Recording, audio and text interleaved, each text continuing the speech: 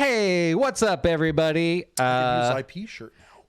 Oh, what? I can use IP shirt. I know. We can wear whatever we want. We could say the F word. We can do that? Yeah. Oh, that's right. I just Of have course to we bleep it. fucking can. You have to bleep it. Well, I did back in the day. You know, I'd sit in Oh, there, you would have to bleep it all. back in the day. Hey, everybody. BComp is back. Hi. BComp and I are working on doing a weekly show talking about TV, comics, movies, pop culture, nerd stuff.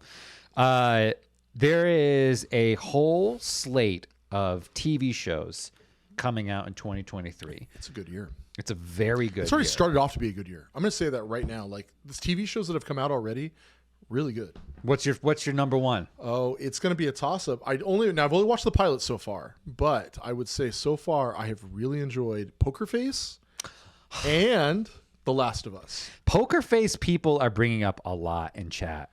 It's like, you know what it is? I know we'll get into this in a little bit, but it's like, it reminds me of like 80s detective shows that have been modernized. So it's like that, almost like Columbo, but like for a modern audience. And it really does scratch that itch that I didn't know I was missing since Veronica Mars. And the whole thing with her is that she knows people are lying. She can just tell their line. She can't precog. She can't do any of that stuff. She can't. Hold on. She can't precog. Well, it's a really good point. The Yeah. guy's like, "Am I going to eat this apple?" She's like, "I can't tell the future." Like, but it's like, gotcha. I can tell when you're lying, though. She's like, "It's a tell." Yeah. It's really at least the first episode. There's like 4 episodes out. My wife are going to watch the rest of them later. But you have to get a Peacock Yep. subscription, right?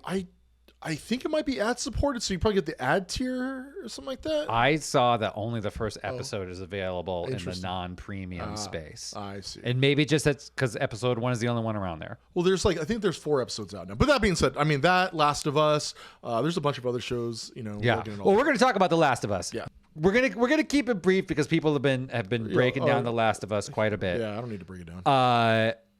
I'm enjoying it. Mm-hmm. There's a lot of people that after the first episode were like, "This is the most amazing show on television," and I was like, "Can you just stop for a second?" Because episode 1 was wonderful. Yep. It was beautiful. Yep. And it was an exposition thing setting up the world. Like, please just let's not start getting too excited. However, again, I'm coming from the film world. The thing that I really appreciated, which was new and interesting, was that they took the opening experience where they spent time with a protagonist that we knew was going to die. Yeah. Okay. The first 15... Well, people who play the video game knew was going to die. No. No. Because, like, my wife had no idea. Okay, so that's... I knew it. I'm just saying, I didn't play the video game. I knew nothing about it. I knew for sure she was going to die. Oh, yeah. Well, she's not in any of the posters. Well, because she's not anywhere. This guy's not going around taking this other girl with him and not his daughter. Yeah. Based off of just observation, I was like, she's for sure going to die. But they did spend the time telling the story through her lens. Yeah. Was it necessary? I don't know. It gave her death more meaning, though. It did, but I don't think yet that we've seen, and again, it could be setting things up for stuff later, that it has really played that major of a role in the first 3 episodes that we've seen so far. But I love when people are innovating on models. You know, one of the things I really enjoyed about the first episode, I was talking to my friend Steven Zerwinski. I was talking to them about it, and I liked not brevity. I like the cleanliness of the script. And I know it sounds weird. No. Like, there's like the great scene where they come up out of the walls, and this is the first time that, you know, on screen that why am I blanking on his name? Pedro Pascal's character meets Marlene, like the leader of the Fireflies. Yeah. And they just know each other. It's like they've never been set up before, but she's like, "Oh, hey, what are you doing here?" It's like, you know, hey, we're doing this thing. Normally, in a script like that, we'd have to have some backstory. We'd have to see him running a mission for her, and that's how they know each other. It's like, no, it's just like, God, hey, what? Oh, hey. It's like, it's obvious that these two are both criminals and that they probably would have met sometime in the past, and it makes sense that they would know each other right now. Yeah. And I like that. I know it sounds really stupid, but I liked it. It was just like, okay, yeah, I'm adult enough, or to understand that these two probably had some relationship that we don't need to see the backstory to. Yeah, you know they did a phenomenal job of setting up the world. Yeah. They did a lot of showing instead of telling, which was amazing. One of my favorite things about the show is how beautiful it is. Oh, yeah. Especially by episode 2 when they step out into the world and you start seeing CGI is great. The apocalypse the mixed building just with nature, the nuance of just them walking through this area that's flooded and the wildlife that is living in that space. So kind of going back to my friend Steven, they have like arachnophobia. They don't like spiders. I don't like mushrooms. I find fungi. Oh, this is gotta be disturbing fungus, for you. I fucking hate it. Like, I don't like the look. it's a fungus. And like and so for me, I'm like, it is, yes, beautiful, but I'm like, every episode I'm just like, I don't like this. Oh, dude, it's unsettling. And I'm a people that are watching this channel know I'm a big zombie apocalypse fan. I will talk forever about it. It's the only games that I play. The thing that I really love about this new pop culture transition. So if you're a fan of zombies, you will know that the zombie itself has evolved over the past few decades. Yes, it has. It used to be with like Night of the Living Dead. It was just it was the dead coming back to life. That was it. And then brain. And it was a monster movie. Zombies switched over to virus, and all of a sudden the point of zombie movies became about the people. What happens to us? Now you're dealing with a fungus, and this is infiltrated its way into the Resident Evil games. Everyone's hopping on board with the fungus thing, and the reason why is because of what they set up in the first episode, which is there's no vaccine. Nope. Once this thing does and takes over, it's done. There's no way to kill it. It works together. They are able to communicate through the ground and the channels. Tendrils is great. And now you have taken a genre that has been amazing, that has explored all kinds of ideas, and you have taken it up a whole other notch. And you're like, oh my God. And watching them open their mouths and having the tendrils come out. the things come out. I know there's like a contingent of fans that are upset that it's not spores, which I get, but also, we were talking about adaptations, like when you're adapting one medium to another, you can't have, well, I mean, arguably you can. We see with The Mandalorian, he wears a mask the whole time, but you arguably can't have your protagonist just wearing masks all the time. You know what I mean? Unless you're doing that for the purpose of doing it. Yeah, Mandalorian. And then the other crazy thing with The Last of Us, which is, again, I love when shows innovate. The Last of Us did something very bold in this most recent episode. Oh, yeah. Episode 3, which I recommend everybody go watch. They stopped down the whole story. Oh, yeah. Explore the plot moved this much. The plot moved that much. That much. Explored this beautiful side story that shined a light on like brighter sides, darker sides. It was full of action. It was full of love. It was a full cinematic transformation of two characters that you were hugely invested in, and then the story kind of picks up at the end, and now you're sitting in this world a totally different human, because it's not just that you go into these houses where there are supplies and you're raiding it. People have lived lives here. I mean, I really enjoyed the episode. It's funny. I'm gonna bring up Steven again. I get a text from them and they go, "Have you watched the most recent episode?" I was like, "No, I haven't." Text me when you're done. Yeah. I was like, okay, I know I'm in for it. No, and I had that I hate when people build up expectations for me, and I'm like, I'm going to go in with high expectations, and boy, it delivered. It was a beautiful episode. I absolutely loved watching Armand and Murray Bartlett and Nick Offerman together. It's like I believed their dynamic we see it, and it's incremental. It's like, oh, you get 5 minutes and then jump ahead, 5 minutes and jump ahead. And yet even in that small amount of time, I believed their time together. When he has the little strawberry and Nick Offerman gives that little giggle that he gives that we see in Parks and Rec all the time, stuff like that. It was just those beautiful character moments. And it teaches us that, even in the post-apocalypse, we still have to live, we still have to love, we still have to care. Yeah. And honestly, I'm going to be honest. I love to me, it was like, oh, they're just trolling all those Gamergate chauvinistic assholes out there right now. Because I can imagine, I love my father, but he's not the most woke person in the world. And I'm like, oh, my father watching this would have turned this off in a second. You know what I mean? Which is unfortunate. Unfortunate. And part of the reason why that this episode was great and fit into the storyline is because we have our two main characters who are now sort of like stuck together. Yeah. We're going to be watching their development, but like right now they both have a lot of walls up. Oh, yeah. And they're going to have a lot of walls up for to. some time. Yeah. And so we really need to experience investment into this world in some way. Well, and you also need to see that walls can come down with characters. Yes. And it happened even in this shitty, fucked up world where essentially the dead are alive or whatever. You know, there's zombies around every corner. There's raiders and murderers and all this stuff around and slavers and all that you can still find a way to grow as a human being, you know, despite the trauma we've had in our past or the negligence. Because, like, you know, for Nick Offerman's character, it was basically just neglected a part of his personality. It can still be opened up and healed. Yeah. You know? Yeah. He there's a lot of great things about, like, how lost he was in the real world. Yeah. And then it took the world falling apart to find himself. Yeah. Yeah. No, I really did. I thought it was, I wouldn't be surprised to see that episode get nominated for some awards. For sure. And, like I said, I think Murray Bartlett, he's been having a couple years. I just watched season 1 of White Lotus and then watched this afterwards. Oh yeah. Have you watched Welcome to Chippendales? No. Is he in that too? He's in that, and he's great. He's great. Great. Okay, so that's The Last of Us. It's on now. It's something you can watch. Now, part of the show that we're getting into is the shows that are coming out in 2023. One of the Disney Plus TBD 2023 series is Agatha, Coven of Chaos. Yeah. All right.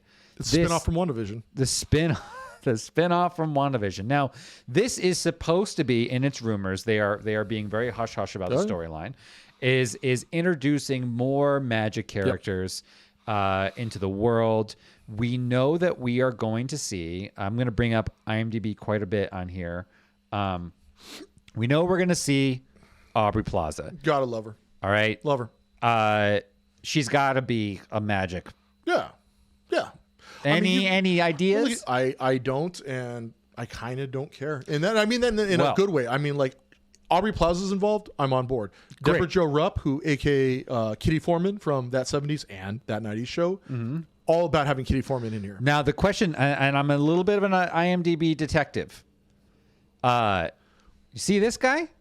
Nate Richards. Now, you'll notice that there are very few people that have names. Named. When they name them, that means something. Now, we did a little diving before. Could this have been just someone writing that in, though? Because IMDb is not necessarily the most reliable source of information, as I have found out in my previous career writing entertainment Yes stuff. and no. However, It is. It's more reliable than Wikipedia because while IMDb Pro people can edit things, the companies that manage these pages are very on top of taking down rumor mill shit. I would err on the side of caution with that. There are multiple Nate Richards. Yes. Well, not only that though, but Nate Richards is more tied to science than he is to magic, you know.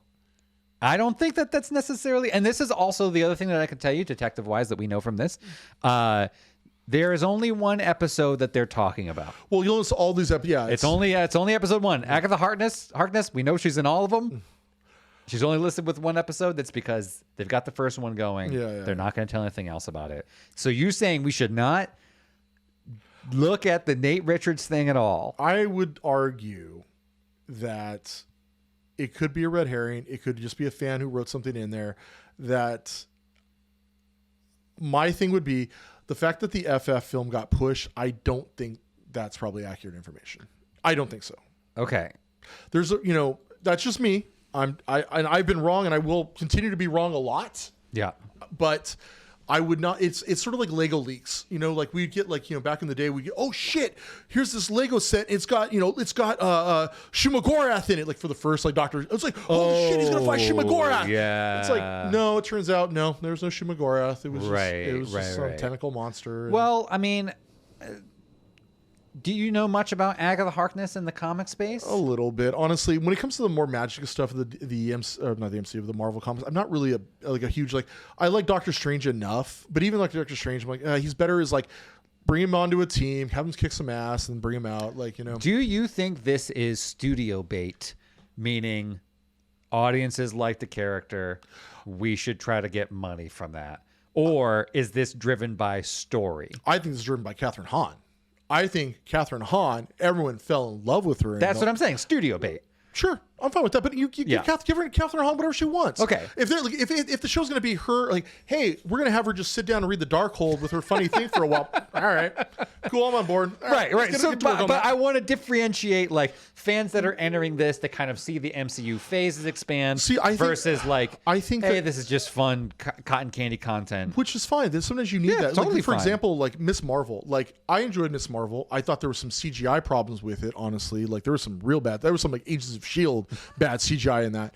But overall, don't harp on Agents of S.H.I.E.L.D. Oh, I will harp on Agents of S.H.I.E.L.D. That all said, like there's certain shows. Again, not every show has to be for me. Not every show has to be about me or for me as an audience. There can be shows that are for like, hey, we want to do Sex and this isn't it, but like we want to do Sex and the City, but for Marvel for that audience. Great, do it. Am I going to watch it? Maybe, maybe not. I don't know. But it doesn't have to be for me. Miss Marvel was like one of those great, like, this is a teenager show or a tweener show or whatever you want to call it. Is it for me? No. Am I going to enjoy it? Probably. Yeah. Do more shows like that. Yeah. If this is like, hey, we're appealing to the Catherine Hahn's audience out there, great. Do it. She's great. She's funny. Great. I'm always interested in the strategy behind the things because the things end up being what their strategies are. Yeah. If someone's like, hey, we're making this for the sake of making money. When you watch the movie, you're like, oh, this is a movie that was for the sake of making money. An actor's dream. There's nothing wrong. I mean, that's the reason it's called in the movie business or the movie industry. Yeah. It's there to make money. Right. So as long as they're putting out a product that is worth paying for, do it. You're here to make money. What happens when they put out a product that's not worth paying for? Then don't pay for it. Transformers is like that for me. Like I watched the first Transformers film. Like you have lost my money, sir. After I will refuse to watch any of the Transformers films after that. Yeah. Now that being said, I heard Bumblebee's really good, but I'm a big voting with my dollar. But I mean, honestly, vote with your wallet. Like if you don't like a comic book, stop paying for it. Don't buy it anymore. It's that simple. Yeah. You don't like it? Don't watch it. Don't go on the internet. Yeah, I'm gonna voice my disgust. It's like unless you have some like creative or like constructive criticism, like why does it suck? Not because like, oh my god, a woman's there or a black guy or whatever. Like, okay, now you're just being a racist misogynist or whatever. Like, like no, genuinely, hey, this is the thing I thought they got wrong, blah, blah, blah, blah, blah. Here's what I would have done right, or here's what I would have done. Cool. Like offer constructive criticism. Don't just be like a fucking little turd, you know? Yeah, I mean, I definitely do not go. Sorry, I don't mean to rant. I apologize. And thank you, J Mark, for the sub. My whole thing with the space is one, I don't go on the internet and comment on fucking anything. Yeah. I don't care. Everybody, I'm not going to yuck people's yums. Go do your own thing. Who gives a shit what I have to think? If I was doing anything productive, I would be writing these comics or writing these shows or whatever, you know? My whole thing with the movie industry as an industry is like sort of the definition of beauty is like when something achieves its essence. Don't pretend to be anything other than exactly what you are. So if you're like, hey man, this is a big fun cash grab, it's like great. Sell it as that. Yeah. Treat it like that. Don't try to tell me that you're doing some other thing. Don't sell me it in this other way. We talked about like Top Gun about that the last time I was here. It's like Top Gun 2 is, hey, this is a summer blockbuster movie, and that's what it's going to be. Right. It is Death Star Trench the movie. And I fucking loved it because that's exactly what it was billed as, and I enjoyed it every second. I was like, yeah, this is meant to be what that is.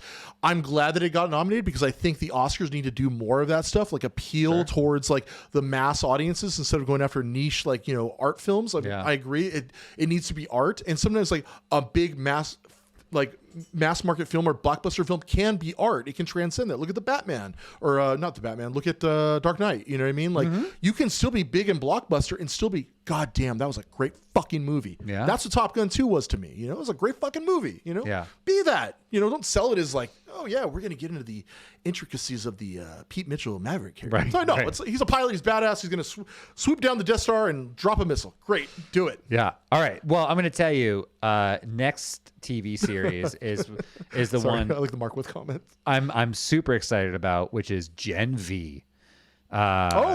Gen V is a spin-off. It's kind of, yeah. It's a spin-off of The Boys.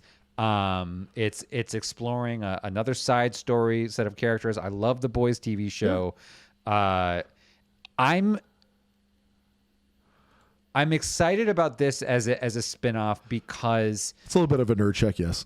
I think that the Boys TV show has built up so much. They're going to start running into some like story and stakes issues. Yeah. We do need a little bit of a reset where there's more to explore in this space, but we kind of need to have like a clean slate with some new faces that we're going to invest in. Yeah. So I'm happy to have that continue to go. I want to show you guys the trailer It's a little violent, by the way. that is currently out. The Boys. This trailer. The trailer is very violent, and the Boys. There's like entrails like choking people and stuff. There is. That's just their powers. That's. Sure. I mean, the last season had a guy that had a huge penis that used it to choke people. That's right. Yeah. Anyway, we're gonna watch the trailer and talk a little bit about. We'll leave this more in your hands. Welcome to Godolphin University. It's a safe space for you to thrive. I'm gonna stop and say one thing about The Boys. Part of the reason why I love the show so much is because I really love the details of capitalism and corporations and businesses. Yeah. You just saw within the first few seconds we had sponsored vending machines and the propaganda signs. They do such a good job of creating the world. Yeah. Anyway.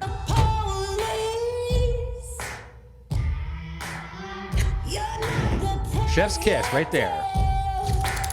Clancy Brown, baby.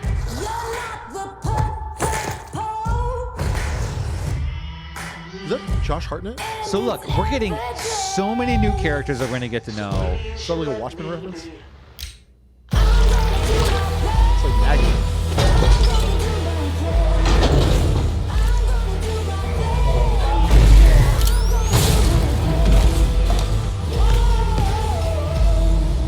Where did you find that kind of courage? I'm superhuman, right?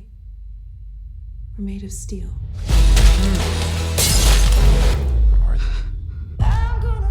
Yeah, it's basically X-Men / the New Mutants, which I'm fine with. In this universe, I'll take it. Yeah, I mean, look, they look like they've got some great characters. It looks like it's got the same sort of tone as The Boys. Also, this show did such a good job of bringing superpowers to life on screen.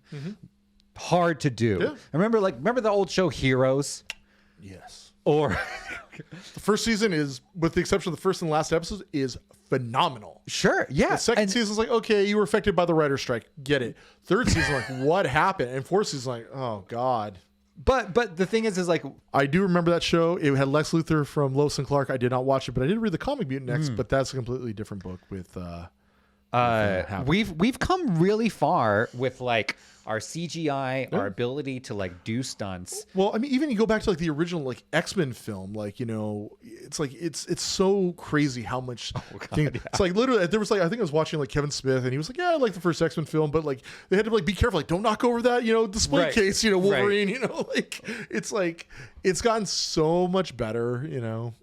And that's, we were talking about this before the show, like, you know, it's one of the reasons I've kind of stopped watching more movies and just kind of veered into TV, because TV budgets have gotten to the point where like, yeah, they do work well enough on TV that we can do like, hey, let's do an 8-12 episode run and really dive into these characters and all of that and have the effects to go along with it, you know. Yeah. Oh, hello. They look good, man. Hi.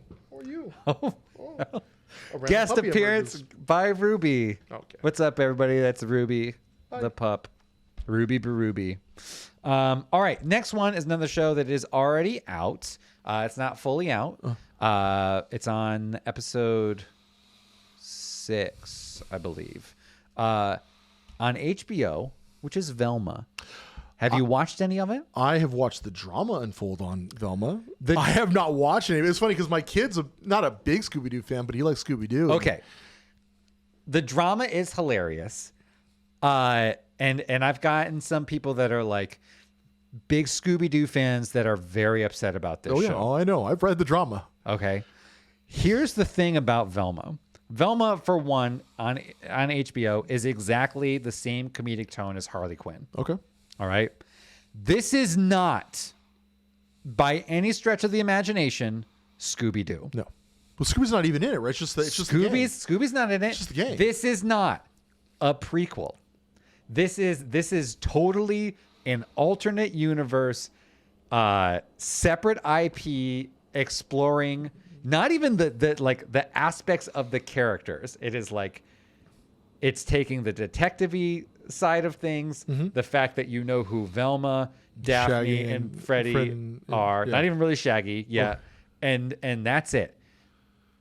Very funny. Okay.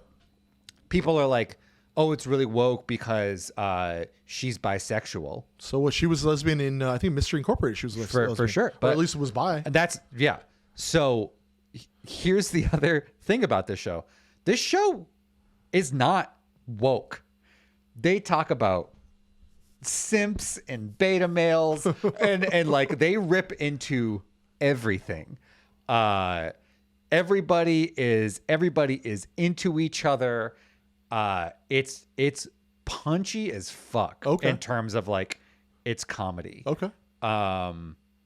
So Well, it's Minnie Kaling, right? She's the Yeah. showrunner, and Yeah. she also the voice of Velma, or is it? she's the voice of Velma. Yeah. So people, I'm just telling you all out there, if you're expecting something that is like, I really love Scooby-Doo and want to see, don't watch the show. If Well- you're going to hold on to anything, if you want to just watch a very, very adult animated show, Well, I think you hit it on the nail if you're saying this has got tonally like Harley Quinn or something like that. You know, it's like- 100% Harley Quinn. Okay.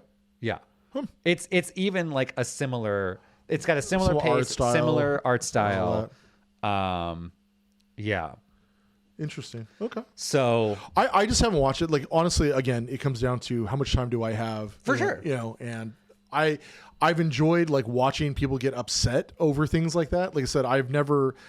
Again, if I don't like something, this is something that's like, if you don't see that this is clearly an inside joke, you're missing the point. So like, for example, people are like, man, first of all, Shaggy is a different ethnicity. cares. Right? And Shaggy doesn't do drugs. In fact, the character is often talking about how people shouldn't do drugs, and he's running campaigns about how they shouldn't do. So Like, it's just you're like, it's an inversion of the character. that's it. Yeah, that's the joke. And they're like, if this is set up to be a prequel, guess what? He falls off. Yeah, the but wagon. it's not a prequel though, right? Not really. Maybe. It's if just, they but I fix mean, this- they've already established that there is so many different continuities of Scooby-Doo. Like, Yeah. there's like I said, Mystery Incorporated. There's the Scooby-Doo show. Like all these like different iterations. Like they're all based on like these sort of archetypes that have been created, but they're all like kind of different spin-offs or sides of the same. I imagine it's like people's reaction when they reset one of the comic book universes and they go, well, that's not that person's origin story. And that's what's happening with Velma. Yeah. Is people are getting upset being like, that's not related to it. It's like, no, this is not. This is a complete overhauled reimagining. My whole thing again, it really is just like, if you really don't like it that much, it's so offensive to you that you have to voice your outrage, which again, you know, it's constructive criticism. But if it's that bad, A, you don't watch it. Yeah, don't watch it. Just don't watch it. And B, you have all of the other shows to watch. It's like if people get mad at like, you know, Star Wars. Oh my God, Daisy Ridley, there's a girl Jedi. I can't deal with that. Dude, there's Star Wars. There's fucking the original trilogy, prequels. Like, go nuts there, man. There's like a bunch of shows. Like, it's not that big a deal. Like, not everything has to be for you. You know, Right. This isn't for you. Great. I recommend on. it. I think it's really fun.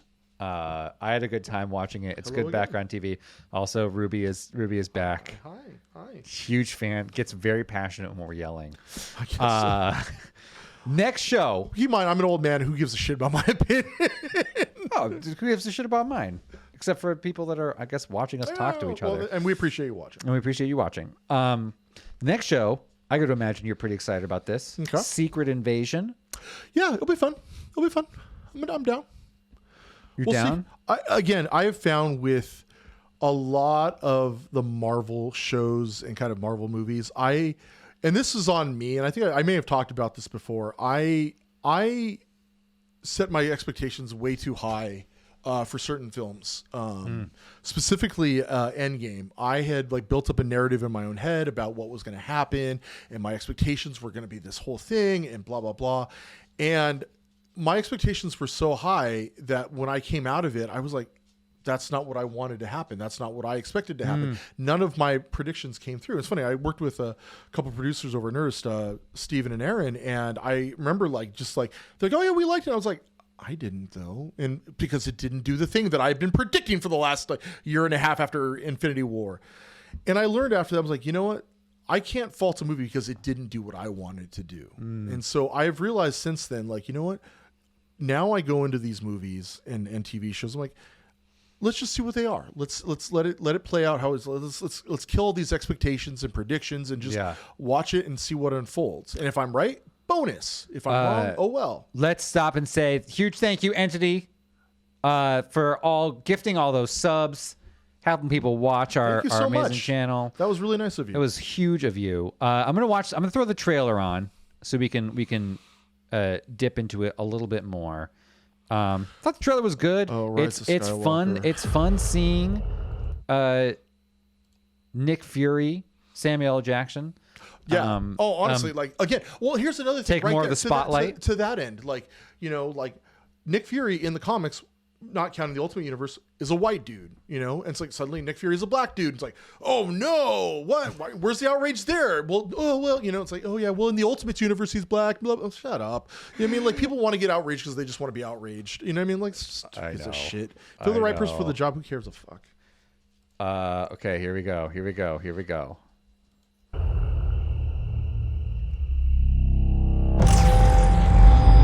Ooh, a shining light. He's been away. Yes, that's correct. Deal.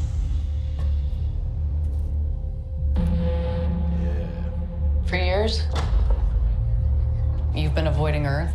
But I have called for your help plenty of other times, and you've been pretty content to let those calls go straight to voicemail. Yeah, well, this is different. Can I ask you a big thing? Nick Fury, as a character, is very invested in the planet Earth. Yes. Yeah. What the hell has he been doing? Well, he's been up with the Skrulls. Learning, probably finding about like what's been going on out there. Okay. Because remember, is it Captain? No, not Captain Marvel. It's Spider-Man 2. Spider-Man 2 is when him and you think it's him running around with right, but then it turns out, oh no, that was just Talos and it was just two Skrulls. Yeah. The beautiful what's his name from Aaron, what's his name? I know you're in here, Aaron.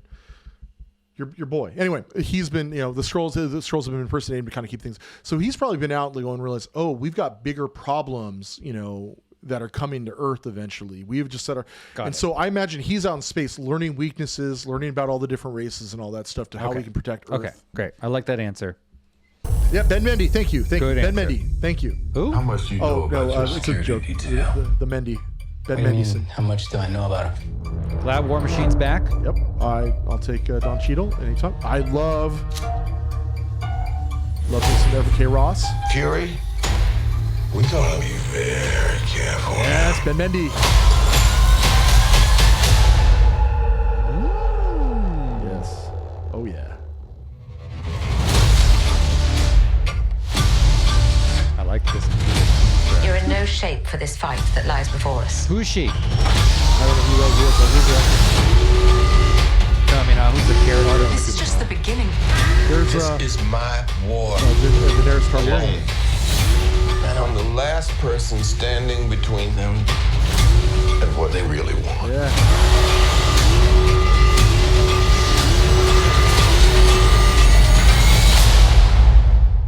And what is that?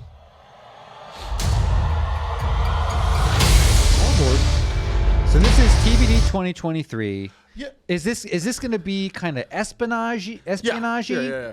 In the original Secret Invasion comic books, it was a great setup and a great build. And like Josh kind of just mentioned in the chat, now let's see if they craps that at the end like it did in the comics. The comics itself was really fun because it was like, you don't know who is the enemy. And it turns out they are now heroes. It was like, oh, that's Elektra. Just kidding. That's the Skrull. You know what I mean? Like, these are people who had the powers too. And so you could not trust anyone. And so it really became this like very like, who do you trust? Yeah. They are currently doing another run of Secret Invasion. They're not calling it Secret Invasion 2. They're just calling it which I'm real sidebar. We've talked about the Secret Invasion. Well, no, I just get tired of Marvel. It's like you could call it Secret Invasion 2 or Secret Invasion: The Return. It's like they've literally did Secret Wars. Which Secret Wars you're talking about? Oh, the 1984 or the 2015? The Secret Invasion you're talking about 2008 or 2022? It's like, God damn it, just rename it something else or whatever. Anyway. So there is very much like it's much more of a big blockbuster. The Secret Invasion is like the Avengers versus the Avengers. You're not sure who you can trust. This looks much more like, oh, this is like an espionage, like Nick Fury, like who do you trust? And we got to figure this out before there's like these things infiltrate the government. There was a really good version of this in the Avengers animated show. Oh yeah, yeah. I never. That's the only way that I knew about it. Oh yeah. I was like, oh, I remember seeing that, or like talking about that, or all the drama of who has been infiltrated. Yeah, I don't remember which one it is. Okay, so that's what we're excited about. Look, here's the thing. Again, excited, totally gonna watch. Of course, I'm gonna watch it. I mean, I hate to say this, but it's like Marvel. Phase 4 kind of shit the bed a little bit here and there, but. If it's got the Marvel banner, like like the proper Marvel banner popping on front of it, I'm probably gonna watch it. You know what I mean? It's very unlikely that I'll be like. Will you also be watching the next show that we're talking about, which is Echo? Yeah, I like Echo. Now we talked about the Catherine Hahn one. That was like, okay, well, Catherine Hahn's in it. Blah, blah. Why are we making Echo? In the comics, she's great. Maya Lopez. I don't remember her from the Hawkeye show. She was in it as the sort of like antagonist. I wouldn't say she was like the enemy, but she was sort of the antagonist of it more than anything else. Yeah. After enduring and chaos in New York, Maya will go back to her hometown where her unfortunate past catches up with her. Yeah. Now she must face her wrongdoings, reconnect with her Native American roots, and embrace the meaning of family and community. Yeah. Look, what's her deal? I mean, she has the power in the comics. She has the ability to like mimic anything she sees visually. She's deaf, but like she sees you do it. She essentially has like the Taskmaster power. Like if she sees you do it, she can basically do what that is. Mm-hmm. You have a phenomenal actress who I believe is actually deaf in real life. She is Native American, and I believe she actually, she is was it paraplegic? She's got she has her foot's been replaced. Oh yeah. So it's like good for them for diversifying their their cast. Like that is great casting right there, and she can act, Yeah, I mean, we got a great cast right here looking at it. I'll tell you, one of my favorites. Yeah, exactly. Jay Marco, it's cool that they have cast a Native American / deaf actress playing Echo. Nothing worse than like literally, hey, I'm a Native American. I'm John Wayne. What the fuck? No, for sure. One of the best Marvel early villains that we've had has been Vincent D'Onofrio as Kingpin. He wasn't we don't know yet. What do you mean? Because technically, we don't know where the Netflix series lie in the Marvel continuity. They could be a side tangent. They're not necessarily in the... Yeah. He's only now, because of the Hawkeye show, officially Kingpin. Well, this is the Echo. I know. I'm just saying, look, but he technically wasn't Kingpin. I know. Sorry. Actually. Sorry, I hate to be that. I hate being that guy. He is the best. I just did it. He is the best Wilson Fisk. People don't remember. He was a great Thor. I do remember. Adventures in Babysitting. Yes, he was. He was. But the thing that was amazing about his character is that like too. when he was first introduced in Daredevil season 1. Yeah. That fight that he has at the end showed how badass and terrifying of a character he is. Season 2, we see the heart and soul to this character, also still terrifying. He shows up at the end of Hawkeye.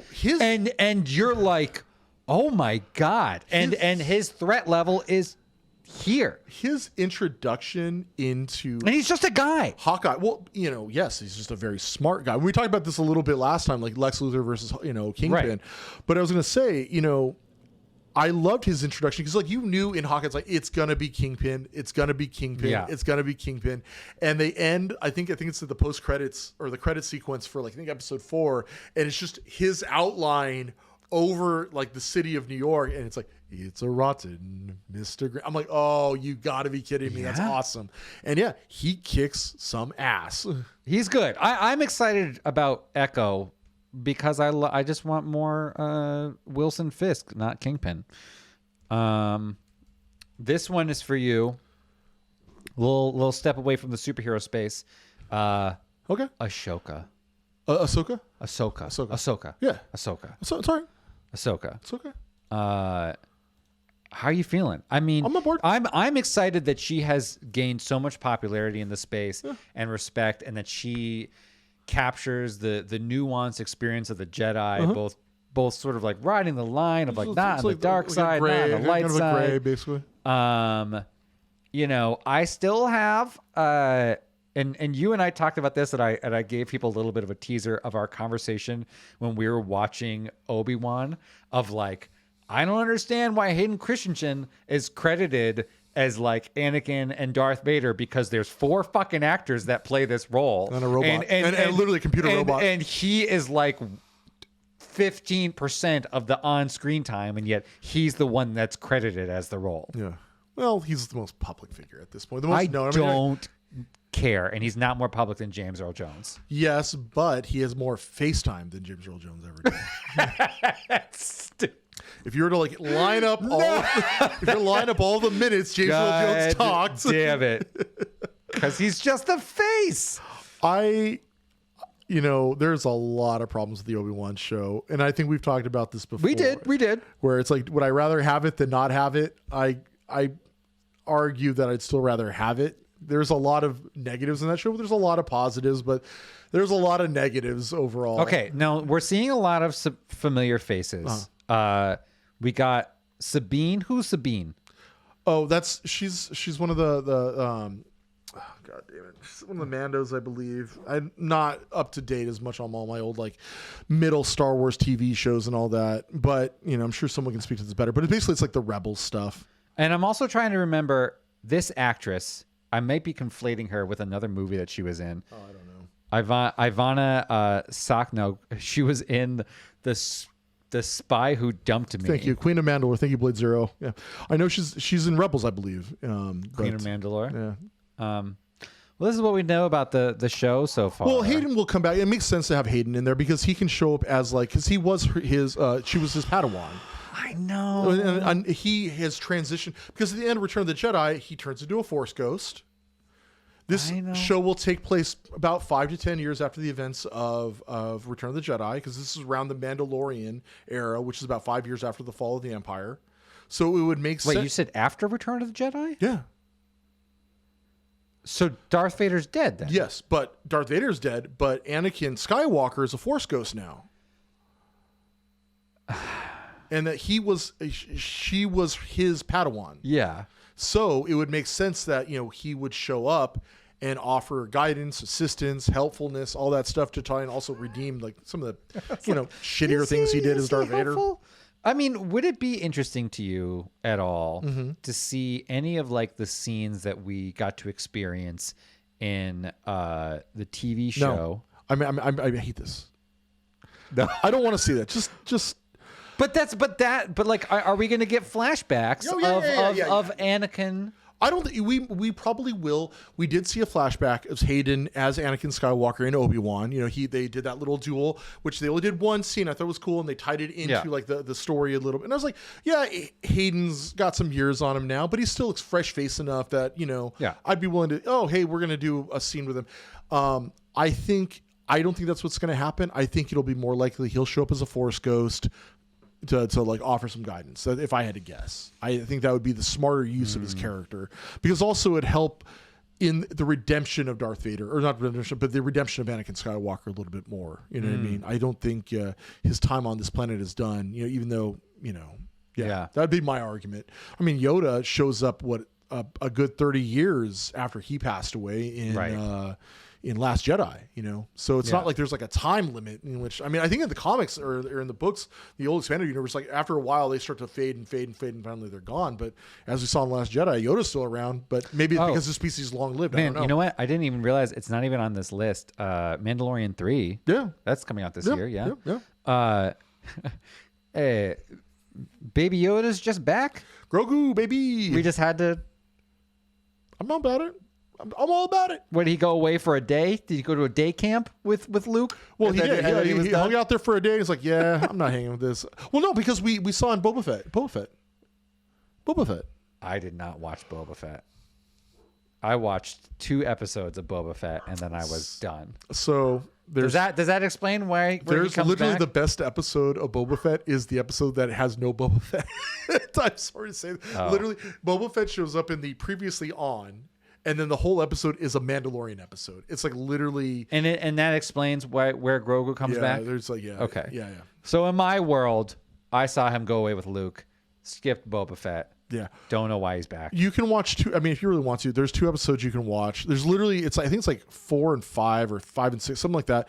And it's literally one episode is dedicated. It's literally the Mandalorian dealing with stuff, and then the next episode is literally Star Wars the show. And I mean that like it's like here's 5 minutes dedicated to Luke Skywalker. Here's 5 minutes dedicated to that's cool. Ahsoka. Here's 5 minutes dedicated to Baby Girl. Like it's like literally Star Wars the show. It had nothing, almost like Boba Fett was in for like 10 minutes out of the 30 or 40 minutes that it was, and the rest of it's just like here's this thing that happened with Mando. Here's this thing that happened with this. And here's All right. Well, I'm going to go back and find that episode. yeah. There's like 2 episodes you can do. Like Boba Fett has its problems, Yeah. and I still watched it.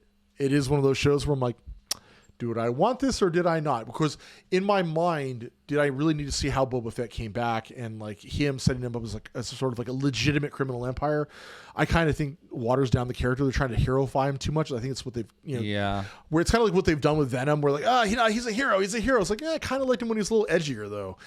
Andor did really well though. Andor is fucking phenomenal. Thank you, Mike. Yes, Andor. You know, I was, again, talking to my friends, former Nerdist friends, and I was telling them, it's like, I don't need every Star Wars show to be Andor, but I needed Andor to be what it was. Like, I think that there was an adultness that Star Wars hasn't seen with that show. That's great. It was so good. I think it was smart that they released the first 3. Did you watch all of Andor? No. The first 3 episodes is a lot of setup. I watched the first 3 episodes. Yeah.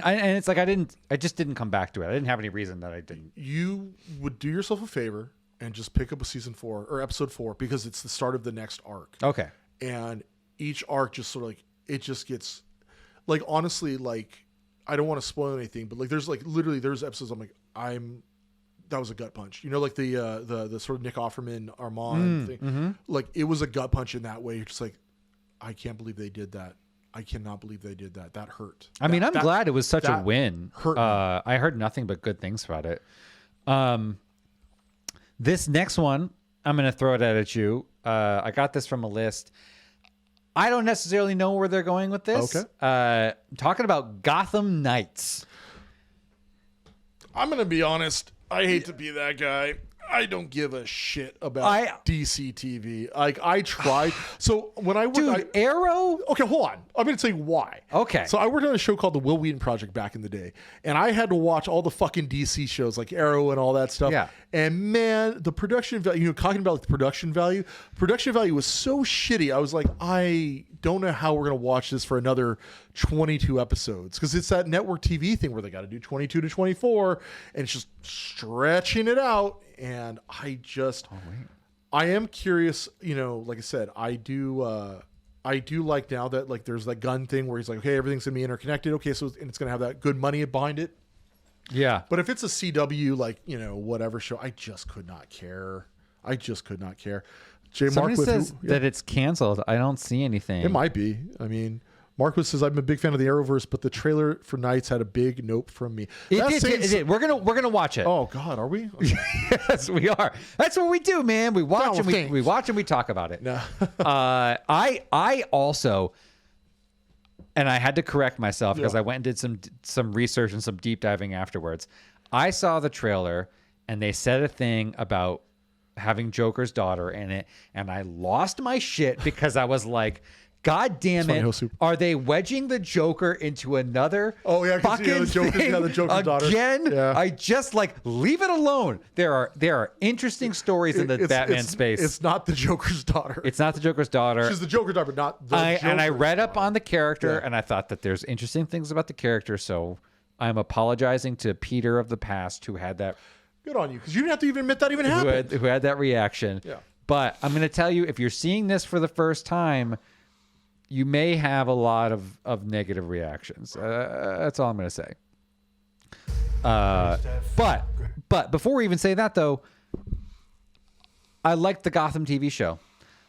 Oh, the Gotham. Oh God, that was where like Alfred's an asshole, and I guess Listen. Batman's gonna beat up on geriatric Riddler, and that's the problem with that show. It's like I was like, oh, these are all the villains. I'm like, that kid's like 5, man. By the time he's Batman, these guys are gonna be old farts. Like Batman's literally gonna beat up on geriatric Penguin. Like this sucks. It had versions of the characters that were really cool and really interesting. I'm sure. It showed that the Gotham space could exist without Batman and be really interesting. I will tell you. Oh, that goes without saying. Yes, real quick, if you want to do yourself the best favor ever, read a book called Gotham Central, 40 issues. Ed Bruper, Greg Rucka. It is literally Gotham from the point of view of the police department. Oh. And Batman literally makes cameos in the sense I think that's Batman on the rooftop over there. Yeah. But it's them dealing with what if super villains actually existed in your city and you're a cop trying to deal with that crap. Yeah. And which is what I think the initial pitch was and did not happen. But man, go ahead. Sorry. The person to me that stole the show. God, why am I thinking of his name? Gordon? No. Donald- He was fine. Who's Bullock? the assassin that has all the cut Oh, marks? Zaz? Zaz. Oh, you mean what's his name? Barry. It's from Barry. What's his name? From Barry. He was fucking-tacular. What's his name from Barry? We had him on. What was his name? Yeah. Noah Hank. Thank you, Josh. Noah Hank. Dude, he was both hilarious and also terrifying and brought so much to the show. Dude, dude, the actor who plays him is legit an awesome dude. Yeah. Oh my God. I have no doubts. We again, going back to when we were at Nerdist, we had him on for Talks Back one time, and it was right when Barry premiered, and he was just like, hey, we just want to let you know, that show's awesome. He's like, really? We have no idea. He's like, is it really good? Dude, you're killing it. Keep it up. But the other thing that Gotham did as a TV show that was interesting, got to see a really cool angle on Ra's al Ghul. Mm-hmm. Got to see a really cool angle on... Makes sense that he would be there. The young Joker on Gordon. Did Jerome end up being the Joker on that? Well, they did the thing that I think is great about the Joker, which is you never really know he's an idea. His origin story is different. It's sort of like people talking about Joaquin Phoenix's version of the Joker is he the Joker or does he spawn the Joker? Do you know what I mean? Well, and it's funny. I had a theory how they could have easily had incorporated the Todd Phillips Joker into the greater DCU, because it's obviously he was spawning copycats and stuff like that. In the comics, there's a whole thing called the Three Jokers, where it's all these different versions of the Joker that have been running around through time. Because if you look at the 1940s Joker versus the 1980s Joker versus the 2010s Joker, they're really different versions of that character. Sure. And so it would make sense that over time, these people sort of pick up the mantle as time is going on. Yeah. And so you could argue that version of the Joker was just created copycats, which would explain why we got the damaged version of Joker. Riddler was great in the show. Yeah. Penguin was also it was good to see the Penguin in the rise to his ruthlessness and things that made him interesting. So there were a lot of positives about the Gotham show. So when I was like, oh, they're doing Gotham Knights, this is not even remotely, not even in the same fucking sphere. Yeah, but it's funny. When you do a Batman show without Batman, it really, we saw that with the Birds of Prey show back in the 2000s. We saw that a little bit with There was Gotham. a Birds of Prey show? Oh, yeah. In fact, I think Mark Hamill played the Joker in that. He played... the Trickster in the Flash. Oh, I know that, but he if was you look amazing. Look up Birds of Prey, and no, I don't want to know. Yeah, but he played the Trickster in the original Flash, and then he played Trickster's father, I believe, in the current Flash, in the Arrowverse Flash. Mark Hamill did. Oh, okay. Okay. But yeah, there's a Birds of Prey show. Don't check it. Well, listen, we're going to watch together the Gotham Knights season 1 trailer. This is the CW. Now, the original Gotham TV show was not CW. No, it was Fox. That was Fox. It was its own space. This is CW, so it's going to have that CW polish. Polish? You want to call it a polish? I call it tarnish, but sure, you can call it a polish. Well, I say polish that like it's weirdly bright. Which is weird to say for after I've said all these things about don't criticize shit, but here I am just like criticizing shit. It takes the DC universe and makes it very shiny. Okay. Except for maybe Arrow. Arrow had some grit to it. Season 2 of Arrow was, I think, the best Arrow. Oh, really? Okay. And had the best. How many seasons ago? I don't know. I stopped watching after they kept repeating the cycle again. Oh, but basically, even Sleeps Off the Island, they still do flashbacks, right? They did. Deathstroke as the villain in season 2 of Arrow, played by the same guy that played Crixus in Spartacus, was spectacular. Okay. And that's when I think about the CW shows, I think about the early seasons, early Flash, early Arrow. Sure. I didn't watch any of I've heard Flash was Supergirl. great. I've heard Legends of Tomorrow was fun. Tomorrow was fun. Yeah. It's basically Doctor Who, right? Like Legends of Tomorrow? Yes. Okay, here we go. Get yourself ready. Theft, grand larceny, assault. Are you really the Joker's daughter? Is that why you murdered Batman? I am gonna find who did this. With no Batman, who's gonna solve the murder of Bruce Wayne? With Batman fault, it's so I cheesy. killed my dad because I wanted his money.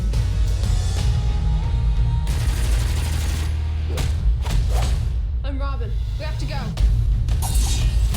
We're gonna find who really killed my dad. Look around. A bunch of thieves turned fugitives. Joker's delusional daughter. A sidekick. Batman's orphan. Anybody want to give me a crash course on being vigilante? We will no longer live in fear. That's supposed to be Gordon.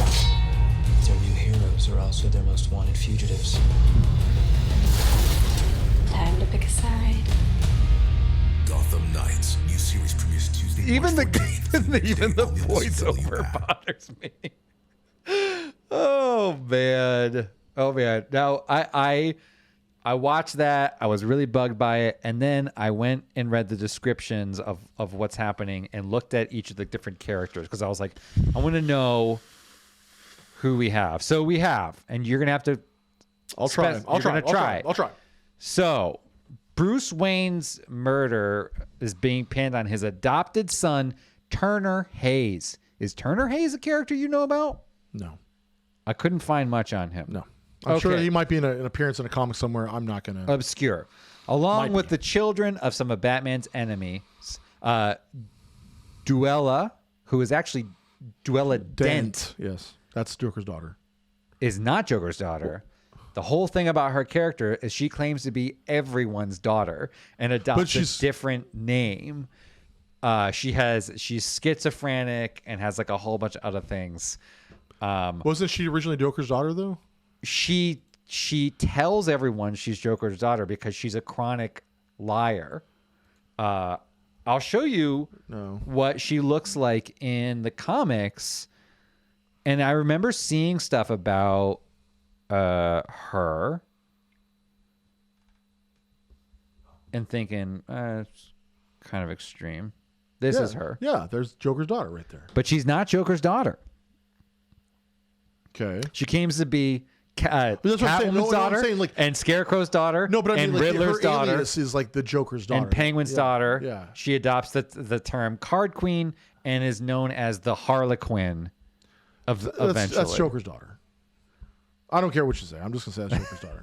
Well, if it is, then I fucking hate it. Well, it probably is. Well, she's not the real Joker's daughter, but she calls herself Joker's daughter. That's her character's name. It'd be like, I'm the son of Sam. Well, are you actually the son? Well, not. Are you actually the son? But my dad's not Sam. No, he's not. But I call myself the son of Sam. Okay. So what the fuck? Okay. So then there's also Harper Row, a streetwise engineer who can fix anything. Is that Bluebird? Yes. Okay. Yeah. And then her brother Cullen Rowe, a clever trans teen who is tired of being polite and agreeable. Okay. That's the team. I could not give a shit more. I know. Oh, an formidable coder, Stephanie Brown. And unlike Carrie Kelly is the Robin, right? Carrie Kelly was Robin in the Dark Knight Returns. Yes. That's the Robin that is in this show. Okay. This is a mishmash of people from different storylines in a CW Gotham show. I do believe Carrie Kelly did make an appearance in the Tomasi run of Batman and Robin post New 52. Okay. Or no, New 52. So I believe she technically is in the proper DC universe. Like she's had an appearance there. Yeah. But not as Robin. I think it's just as Carrie Kelly. The most well-known version of her though is Robin in the Dark Knight Returns in that universe. Which is, I highly recommend that movie. Is so good. No. I mean, no, the Dark Knight Returns. Oh, the animated ones. Okay. Do you think that this is one of the things that James Gunn is trying to kill? Oh yeah. Well, I don't think he needs any help. I'm not, no disrespect to the people in there. I mean, you got Castile from what is it from the Supernatural show? Thank you, Aaron, for reminding me of that. I don't know. I was like, who the hell is that guy? Oh yeah, it's Castile. You've got like that guy. You've got obviously these kids. Hey man, it's a paycheck. You're getting a movie. You're getting a Batman. Yeah. You get to say you were in a Batman. You get to do the con circuit after that. Good for you on all that. But I hate to say that I don't know where that thing is landing. It's all over the place. It looks like they're like, what IPs have we not touched? We haven't touched this person, or that person. Great, throw into the show. We'll do a hodgepodge Gotham Batman show right now. Of teens. Yeah. And then they have to compete with Titans on HBO. Well, that got canceled. Did it? Yeah. That's too bad. Titans and Doom Patrol, I believe they did not get picked up. I could be wrong on that, but I could be wrong, but I believe these are their final seasons. I do not think they got picked up for the new slate. And that's right. And so Titans is fun. If those two shows, which had a lot of critical acclaim and also had a pretty devoted audience, got canceled, I don't see this show going anywhere. Did you watch any of Titans? No, I did only for like work stuff. Like, oh, hey, this is the episode where so and so dies. Okay, I should watch it for work, and that we can write an episode on it or whatever. Yeah, it's a fun romp, and there's some great fights in that. I've heard the choreography is great. The stakes are high. The characters are interesting. You get to see the darker DC space, not quite to the level of like The Boys, but I thought it was good. It's interesting because, unfortunately, it kind of dovetailed into like that, again, that Arrowverse stuff that I just don't care for. I just don't care for it. I'm bad mouthing it here because we're talking about it, but overall, I'm not going to go online and like talk about how I don't like it. We're not going to do any of those. No, but what I'm saying though is like, so unfortunately, even though I know they weren't necessarily directly tied into the Arrowverse or something like that, it kind of fell into that sort of DC TV, had that DC TV sheen that it looked like. I was like, I just kind of don't care. It didn't, and what was it felt like it did though. Yeah, I mean, there's always an issue in like how things are advertised versus how they actually play out. I felt that way. I was very hesitant about watching it, and then when my wife and I started watching it, we're like, oh, this is actually a really fun ride. There's a funny they've got Beast Boy in it, or Changeling, or Changeling. The part of the thing with Beast Boy in this version of it is that he can only turn into the tiger. What? Yeah. So there's the only CGI they can afford. We got a really good tiger. Maybe. We got the guys from Life of Pi. Yeah. We got that tiger too. We got that they did a really great job with Raven. I love that like that character is getting such a great response in the DC animated space. Yeah. They just did, this is a sort of side note, but only because I just watched it, the newest one, which is Batman the Super Sons. Yeah. Damian and John and John team up. Yeah. Which again, it's a fun little team up. Again, side note, one of the biggest mistakes I think DC made, besides outing Superman as Clark Kent, I'm sorry, Bendis, but was aging up Jonathan Kent. I think one of the freshest dynamics for Superman was having basically a prepubescent son. So this is that. Yeah, version. I know. And I wish they had kept it there. And like, I'm glad they've at least taken some steps with the character and progressed him a little bit more. But I loved seeing Superman as a father. You know what I mean? I don't really want to see Batman as a father with Damian. Like, he's not a good dad. You know, he isn't, and that's the thing. And you should watch it because it's not one of the better DC animated movies, but it's a good DC movie experience. But you get to see the differences between Batman and Clark as dads, and how fucked Damian is, versus like how bright-eyed, and that brings them back to their OG spaces of how the two of them exist, how Batman and Superman exist in this space. Which kind of dovetails back to the beginning of this whole show, which is, why do we want Superman? Right. Why do we need Superman? Because he is an icon. He's a figure that we can look up to because he does the right thing. And that's what we should be teaching our kids. You know what I mean? Or it's one of the things I look with my kid. Like, it's like, you know, are you a good guy or a bad guy? Are you, you know, no one's like, you know, it's like, are you know, like, not a nice guy, but are you a good guy? Are you doing the right thing? What would Superman do? What would Supergirl do? What would Thor do? You know, what would Wonder Woman do? What would you do? You know, what's the right thing to do here? You know, not what would Damian. Yeah, I mean, honestly, what is the right thing to do? What's the good thing to do? You know, and I think that's the thing. It's like, we may not get there, but we should always aspire. Yeah. You know. Anyway, thank you all for tuning in. We'll be back next week. Yeah. Oh, yeah. With some more. Want to make this weekly? Yeah, that's what we're doing. I'm about it. Well, we're gonna talk. You know, more shit like this. Television. If you want to hear comics talk, I'm actually trying to. Yeah, get plug some comic stuff going. The J Mark in the chat. I want to try and get that podcast going with him. That'd be fun. So listen, everybody, you heard it here first. BComp is going to be around. He's talking comics. He's starting to shit. Yeah, we do have issues. That's right, Hosup. Yeah. That's it. Thanks for tuning in. Thank you. Goodbye. Guys. Later, y'all.